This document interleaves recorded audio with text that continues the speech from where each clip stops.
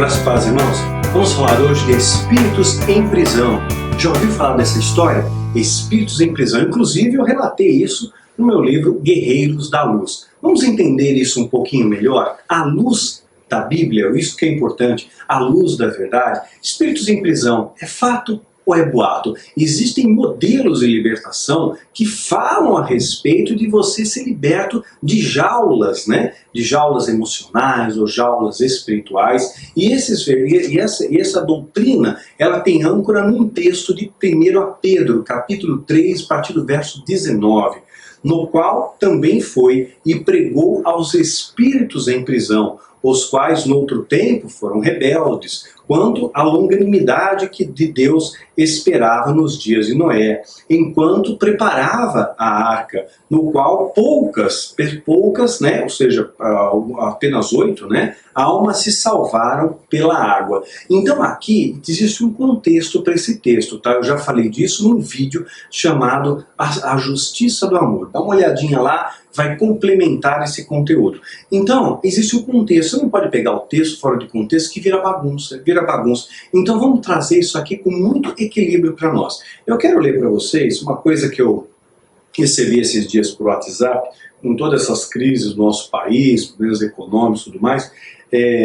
Lula fica ministro, não é ministro, já falaram até que é o ministro miojo, sai em 3 minutos. Enfim, vamos só mostrar uma coisinha curiosa aqui. Mostraram para mim um trecho de uma centúria de Nostradamus. Sabe que Nostradamus é considerado um profeta, né? E você pegar textos, né, fragmentos das centúrias de Nostradamus e tentar equiparar a nossa situação, dá a impressão que Nostradamus acertou. Olha só, em suas centúrias, Nostradamus escreveu com tanta exatidão que nos faz acreditar que ele já até mesmo conhecia o Lula, né?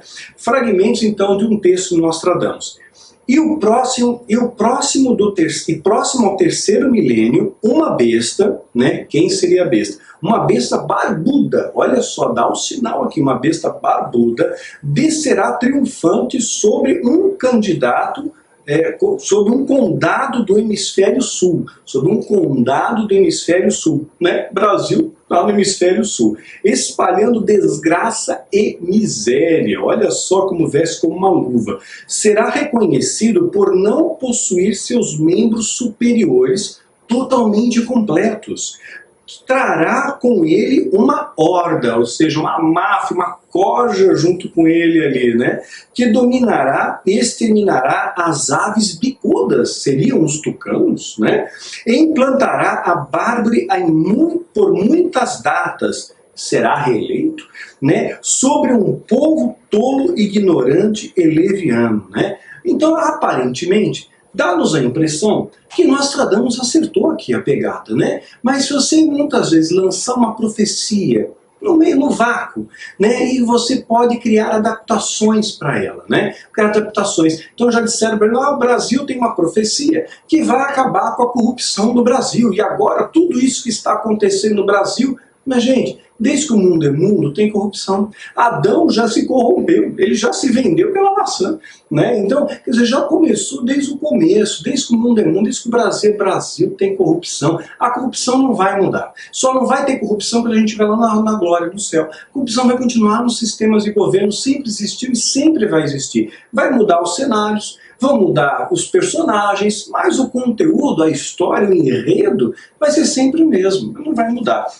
Então vamos entender um pouco melhor o que está acontecendo. Então, espíritos em prisão, existe de verdade? É fato isso ou é boato? Existe um texto bíblico e isso sim para você tem que ser a âncora, tem que ser o esteio, tem que ser a regra, que vai estar fundamentado em João 8,36. Se pois o Filho vos libertar, verdadeiramente sereis livres. Essa daqui, então, é a base. Essa daqui é o esteio, esse aqui é o fundamento, é o alicerce, é a pedra, né? Então Jesus, ele te liberta, você está livre. Simples assim.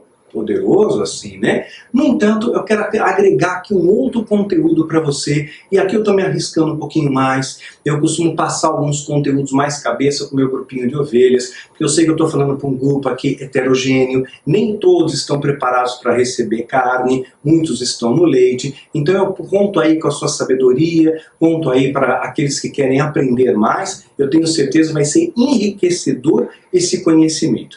Tá, anota aí, tem um vídeo no YouTube cujo título é o seguinte: pegue estas asas partidas. Pegue essas asas partidas. Eu vou colocar o link na caixa de texto aqui embaixo, tá bom? Pegue essas asas partidas. E também sugiro a leitura de um livro que ele faz, que na verdade se complementa com esse documentário, Pegue essas asas partidas, né? Tem um livro chamado Nunca Te Prometi um Jardim de Rosas. Então um e o outro vão se complementar, tanto o documentário, né, quanto esse livro. Se você ler o livro e assistir o documentário, você vai ter um conteúdo bastante sólido nas suas mãos, vai ter uma feijoadinha. O que fala esse documentário, o que fala esse livro? Vai falar sobre esquizofrenia. Esquizofrenia é um problema mental, né, que pode ser, você pode nascer assim, você pode herdar um patrimônio genético e pode já ter um problema de esquizofrenia já na tenra idade, ou ela pode ser adquirida. Hoje a ciência está avançando, está revendo muito dos seus conceitos e hoje consegue-se aceitar a possibilidade da esquizofrenia ser algo adquirido através de um trauma muito forte, sentimentos de rejeição, culpa. Isso tudo faz com que a pessoa comece a se fechar num casulo, ela se aprisiona nela mesma, ela não se sente bem perante a sociedade, ela se sente hostilizada, se sente inadequada, então ela se fecha nesse casulo, ela tem medos, né? Ela foi rejeitada, ela foi abusada, então essa pessoa começa a se fechar nesse casulo e cria um mundo próprio.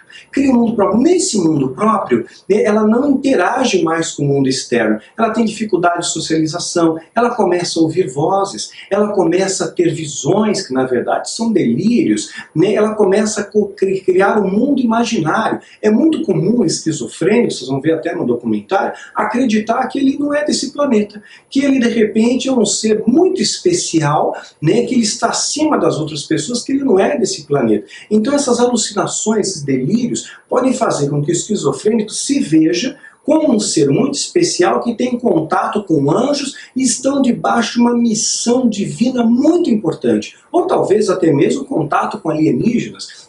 Então depende muitos graus e as etapas de evolução desses delírios no nosso meio, né, no meio desse grupo esquizofrênico. Então na Bíblia nós vemos que existe, vamos montando o quebra-cabeça aqui, nós vemos que a Bíblia fala de profetas, não é isso? Então tem os profetas, e aí nós vemos a legitimidade do poder de Deus, a unção de Deus sobre os profetas, que dão direção ao povo, que têm visões, que têm discernimento, que ouvem de fato a voz de Deus. Mas nós não vemos uma banalização dos profetas, já repararam nisso? Nós não vemos um profeta a cada esquina, havia um profeta que dava direção à nação. Não tinha um monte de profeta, não era um monte. Tinha Elias, tinha Eliseu, né? Mas Eliseu só recebeu a porção dobrada de Elias quando Elias partiu, aí sim Eliseu começa a assumir. Então nós vemos essa hierarquia e essa unção sendo passada de geração para geração quando Deus determina. Mesmo no Novo Testamento, mas antes, Daniel, não tinha o Espírito Santo. Hoje o Espírito Santo está em nós, antes estava sobre o profeta, hoje o Espírito Santo está em mim, está em você. Mas mesmo no Novo Testamento, se você olhar ali, a igreja primitiva, nós vemos, claro, poder de Deus, vemos ali milagres, vemos curas, vemos muitas vezes tendo visões, né? No entanto, não há uma banalização disso. Não é todo mundo profeta, não é todo mundo que tem visão, não é todo mundo que dá direção ao povo. Deus escolhe alguns para isso, né? E hoje nós vemos uma banalização desse processo. Então nós temos que tomar cuidado em não cair nessas ciladas do diabo. E talvez você esteja seguindo alguém que, em vez de ser uma pessoa ungida de Deus, cheia do Espírito Santo, pode ser esquizofrênico.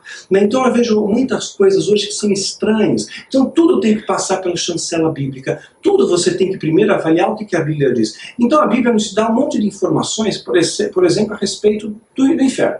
Te deu uma descrição, Mas você acha que Deus vai perder o seu tempo? Olha, sinceramente, vai pegar alguém e vai levar para o inferno 10 vezes, 15 vezes, 20 vezes para passear no inferno, para ficar dando nome de pessoas? Tem gente que diz aí que foi para o inferno, encontrou o Papa no inferno, encontrou não sei quem no inferno. Quer dizer, a troco de que Deus vai falar uma coisa dessa? Deus é amor, Deus é acolhedor, Deus é um gentleman, né? Nunca não vai expor as pessoas, Jesus não fazia isso. Então eu vejo uma incompatibilidade com a descrição bíblica, quando a gente começa a comparar todas, e parece que tem esse fascínio, né? Falou, vamos conhecer o inferno, tem um fascínio. E Jesus, embora ele fale do diabo, ele fale do inferno, ele não dá ênfase nem para o diabo e nem dá ênfase para o inferno. Então começamos a ver ênfase demais em algumas coisas. Desconfie. Vamos caminhando aí de novo. Existem pessoas, existem categorias. Tem gente que é maluco mesmo, e é um maluco, digamos assim, do bem, né? Como assim, maluco do bem? Vou pegar um exemplo. Você já ouviu falar daquele homem, Henri Cristo? O Henri Cristo, no meu ver, na minha humilde interpretação, é um maluco do bem. O Henri Cristo não é um homem rico, né? Ele não é um profissional da fé, não é um cara que tem jatinho, que tem iate, que tem fazenda, né? Que anda de carro blindado, que de repente construiu o grande templo de Jerusalém. Não fez nada disso. Então o Henri Cristo, ele acredita que ele é Cristo. Então ele tem ali uma paranoia dele, um surto esquizofrênico, tem seguidores que seguem ele, né? Porque todo seguidor todo líder, né? Por mais maluco que seja, vai ter seguidor. Hitler teve seguidores. Teve um pastor, Jim Jones, lembra dessa história? Ele falou para o povo se matar. A gente se mata. E o povo se matou, que acreditou que era uma direção divina. E quantas vezes anunciaram que o mundo ia acabar? Quantas vezes disseram que isso ia acontecer e depois não aconteceu, né? Então, eu vejo o Henri Cristo, o maluco, ele acredita nisso. E tem outros que são malucos, né? Mas eles são do mal. Ou seja, ele tem a sua sanidade, melhor dizendo, preservada, seu senso crítico está preservado, mas ele manipula as pessoas. Ele fala o que você quer ouvir. E quanto mais delírio, quanto mais alucinação, quanto mais pirotecnia tiver, mais as pessoas vão olhar, mais atenção ele vai ter do grupo. Então nós temos que começar a estabelecer medidores aqui e poder ajustar o nosso olhar de acordo com a ótica bíblica. Sabe como você vai ajustando a lente de um binóculo? Para você não ver mais a coisa embaçada, para você não ver mais as coisas turvas, mas para que você contemple as coisas como elas são, né? De fato, pelos olhos da fé, pelos olhos de Deus, pelo poder do Espírito Santo que está em mim e que está em você.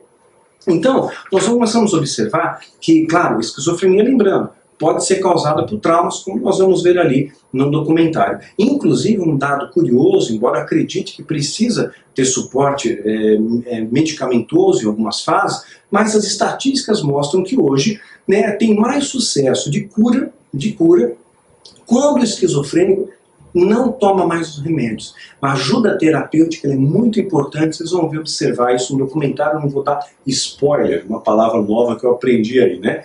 Então, esses esquizofrênicos, eles vão criar esses mundos para se blindar dos seus traumas, para se blindar das suas fraquezas, cria esse mundo ao nosso redor. Então o que acontece? Existem casos, né, que, por exemplo, o que faz com que você saia desse surto de esquizofrenia? Você precisa ter uma confiança no caso no terapeuta, porque aí essa parede que separa esse mundo psicótico do mundo real, essa parede cai, e aí a pessoa se liberta desse casulo, né, e vira uma borboleta, né? Sai desse casulo de medo, sai dessa jaula de terror, sai desse aprisionamento. Então eu relatei em Guerreiros da Luz, por exemplo, a minha esposa Isabela, ela se sentia preso, uma prisão emocional muito forte que ela tinha, preso numa jaula com a sua autoestima, com medos, com receios, com sentimentos de rejeição, causados por uma situação que ela tinha com o pai, né?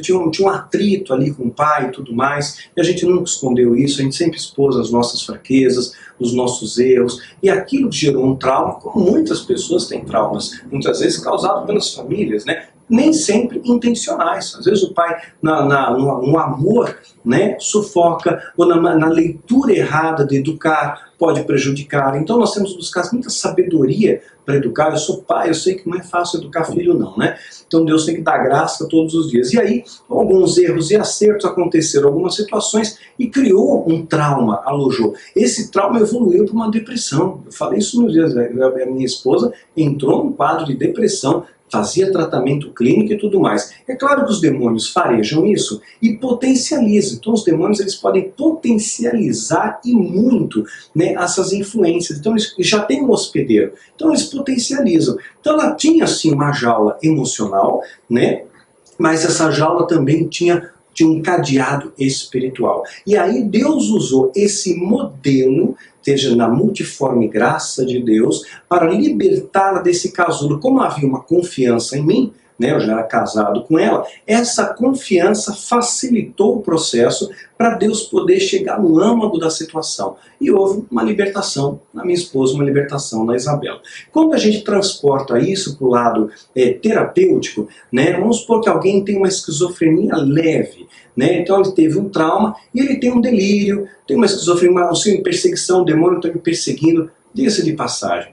O demônio, eles perseguem sim, mas quem é ungido de Deus? Aquelas pessoas que estão incomodando o inferno. Eu conheço gente que rouba, mente, fala mal dos outros, faz fofoca, vê pornografia na internet, diz, eu sou satanista, quer me pegar, Daniel, você tem que ver como é que o demônio, eu vi o demônio ontem no pé da minha cama, ele veio me desafiar. Gente, o demônio não perde tempo não, ele não chuta cachorro morto, o demônio não joga pedra em árvore seca não, ele se preocupa com aquele soldado que marcha no deserto, com aquele que está lutando, aquele que está mantendo a espada afiada, ele não está preocupado com aquele cara que está acampado no meio do nada, sem fazer, apenas fazendo mal dos outros, com inveja, com fofoca, com contenda, avarento, egoísta, soberba, né? Pelo amor de Deus, né? Vamos ser sábios, né? Então, imagina alguém que tenha uma esquizofrenia leve, né? Essa pessoa tem delírio, ela ouve vozes, né? E de repente ela não faz um tratamento psicoterápico e a igreja diz que o problema dela é espiritual,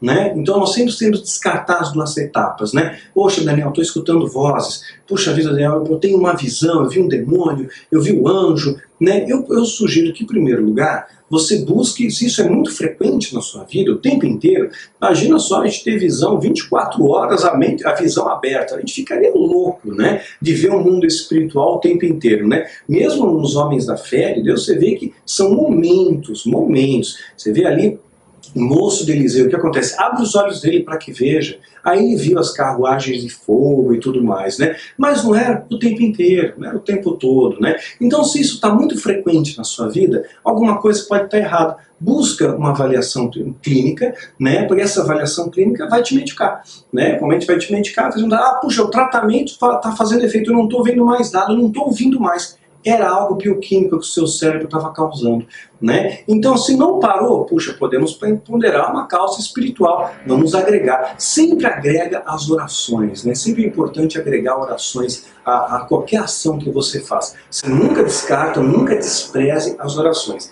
Então imagina que essa pessoa, ela tem um elo, ela confia no pastor, ela confia no ministro, ela confia no apóstolo. Então quando a pessoa acredita no pastor, acredita no ministro, acredita no libertador, isso faz com que o coração dela se abra, que a mente dela esteja mais aberta. Isso faz então com que essas muralhas que separam o quadro psicótico, se ele houver, né, se rompa e a pessoa pode ser liberta de um trauma emocional puramente psicológico e não tem nada espiritual. E a pessoa às vezes é liberta. Existe uma diferença de traumas psicológicos, né, e de lesões neuroquímicas, né, que ocorrem no seu cérebro. Então a pessoa pode ser liberta sim. Em outros casos vai precisar de uma terapia. O papel do terapeuta é muito importante, eu não posso descartar isso, né? Nós temos que agir com sabedoria, agir com prudência, né? Não podemos descartar isso. Então o amor, ele vai quebrar esses cadeados espirituais.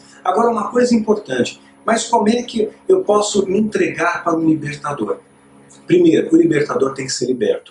Não adianta alguém orar por você e essa pessoa ter uma vida podre. Não adianta um libertador orar por você para que você seja liberto e a vida dele não é liberta. Ele é preso na pornografia, ele é preso nas drogas, ele é preso na promiscuidade, no orgulho, na ganância, na soberba. Não adianta, não vai funcionar. Eu conheci um caso de uma moça que ela foi submeter a libertação no ministério e deram uma ficha para ela preencher, uma série de dados, para colher informações e aí direcionar o processo e o modelo de libertação que envolvia a vida dela.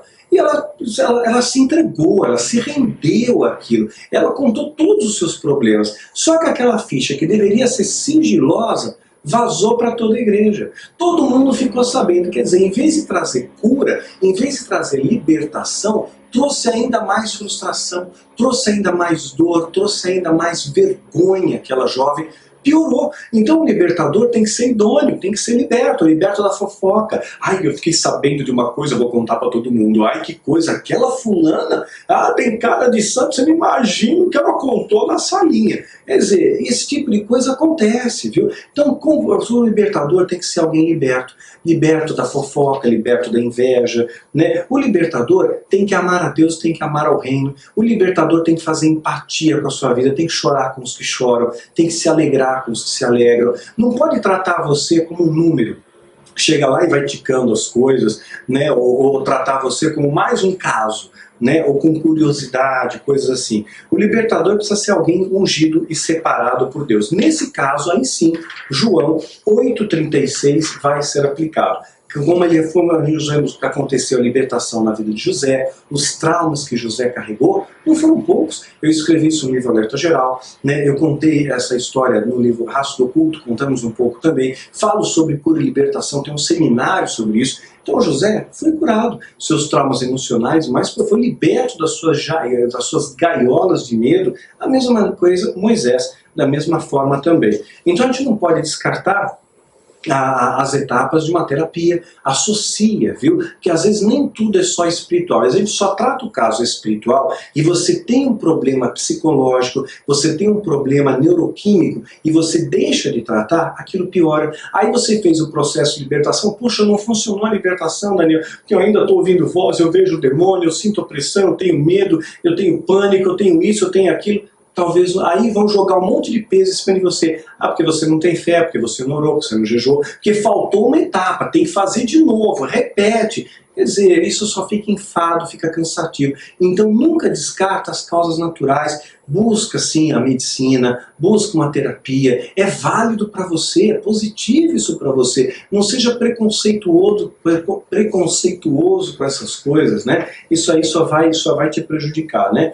Então, e aí? Mas será que eu estou seguindo um profeta esquizofrênico? Será que eu estou seguindo alguém, né, que de repente profetizou alguma coisa, ou é um maluco, eu estou seguindo um maluco? Quando muita gente seguiu Jim Jones, como muita gente segue o Willy Cristo, seguiram o Jesus Cristo homem, será que eu não estou seguindo um maluco dentro da igreja, camuflado de ovelha, mas é um esquizofrênico, tem um monte de delírio? Eu conheço dentro da igreja, né, líderes que são completamente perturbados. Você vê um discurso desconexo, você vê na oratória da pessoa, você vê na maneira com que ele se expressa, você vê que não é uma pessoa normal. Não estou falando não é ungido de Deus. Ungido de Deus passa amor, ungido de Deus passa respeito, ungido de Deus passa confiança. Quando alguém começa a destoar muito, poxa, tá esquisita essa história, hein? Fala muito no inferno, foi para o inferno tantas vezes, né?